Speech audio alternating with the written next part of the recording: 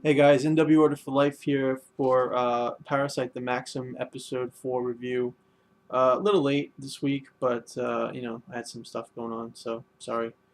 Um, Episode starts off with the way it left off with Shinichi about to fight A, who's coming in from the outside first floor, using his tendrils to propel him to the second floor through the window.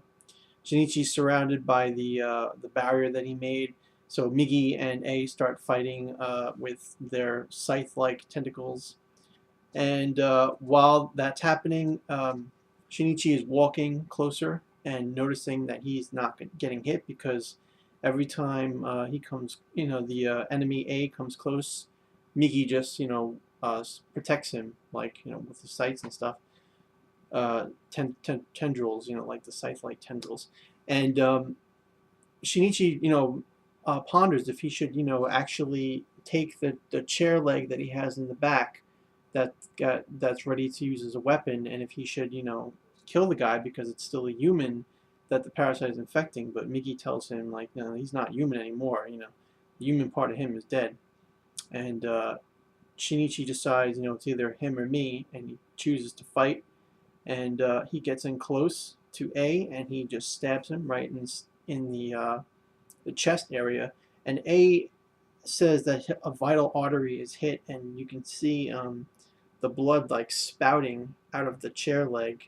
And it's like one of those school chairs where there's like a metal leg, and there's like on one end it's like pointy because of the break, on the other end it's like a spout, like a hole, for a spout, so the blood's just funneling out, pouring out, and the guy's like, I have to stop it, So A pushes it inside of himself and stops the bleeding by pushing it through his back. But Miggy says he's lost too much blood and he's definitely going to die. And A thinks, oh, maybe he can survive if he can find Ryoko. If he can find her and transfer his parasitic self to her body, then he can survive. So he tries to find her. First he was completely astounded, that a human could even do that. That was the reason why he lost it, because he underestimated Shinichi as a human, thinking that only Migi was the problem. But two versus one prevailed. And so he finds Ryoko in the science lab, and she leaves like explosive. Well, she leaves like oxygen containers, tankers of it, and there's just a huge explosion. So in the state that A was in, who was dying already, obviously the explosion killed him. And then after this, Shinichi tries to find, or rather Ryoko goes to find Shinichi, and they talk, and she basically says that she can't be a teacher anymore because all the teachers were upset with her. Like, this is like after the whole thing blew over, like the whole incident with the explosion and the murderer in the school and everything. Now they're kind of like back to normal school schedule, and the teachers are all having like this conference meeting or whatever, and they all say that they don't approve of Ryoko pregnant, but not even knowing who the father is, much less not being married. So like she can't keep her job anymore. She can't keep her cover. So she's like, oh, forget this, I'm out. And now when she's talking to Shinichi, she's like, I'm gonna kill you because there's no reason not to kill you anymore. I don't have to maintain this cover, and you can be a threat to me or something to that effect. And Shinichi tries, or rather, Migi is about to fight her, but then she looks at Migi and Shinichi, and she sees like that. She says that he's not pure, that Shinichi is not pure, only a little bit, but he's not pure. So she's like, I changed my mind. I'm definitely not going to kill you. You could be very interesting and useful in the future. Like there could be things to study about him, or something could happen that she's interested to see. And finally, Shinichi goes home and he's like all freaking out. All the stuff that's happening. Had to kill. I mean, he stabbed somebody, even though the person was a parasite. Still saw the human blood and everything like that. Ryoko's got a baby inside of her, a human. So if he chose to kill her, he'd harm the baby, which she pointed out to him, because he was, definitely contemplating killing her because he doesn't want anybody else getting hurt. And that's kind of like character growth for Shinichi, even though he's done that before. He has said similar stuff before that.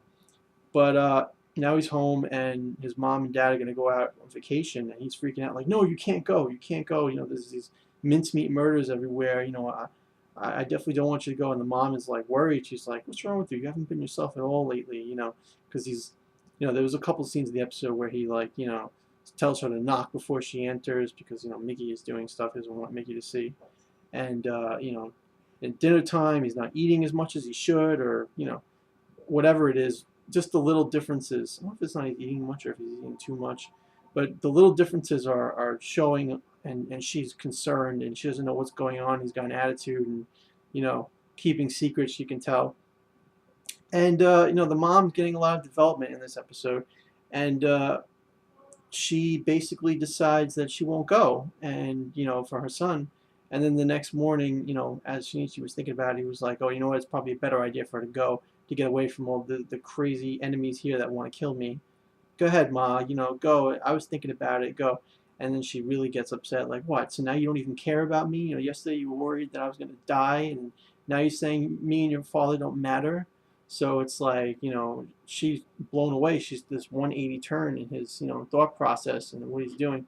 And he makes up an excuse and says, "No, it's because he was lonely and it was selfish for him to keep them home." But they buy the excuse, or whatever. And we find out that her scar on her hand, or I don't know which hand it is, but whichever hand is like burned, we see when he was a kid, almost scalding oil fell on him, and she blocked him and took the oil in her hand, and from that she got that scar, and showing how much of a loving mother she was and is to her son. So again, more character development for her, and emphasis on her mother, on her motherly instinct towards the son and everything.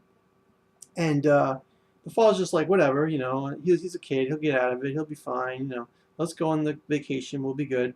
And Migi, through all this, is just like telling them, "You better not tell." And that's the thing, like Migi's like, "Don't you tell your parents," because Shinichi knows if he tells the truth to his mom and dad, then Migi will kill them, because Migi will not tolerate anything that endangers his existence. He won't kill Shinichi, but he'll kill them.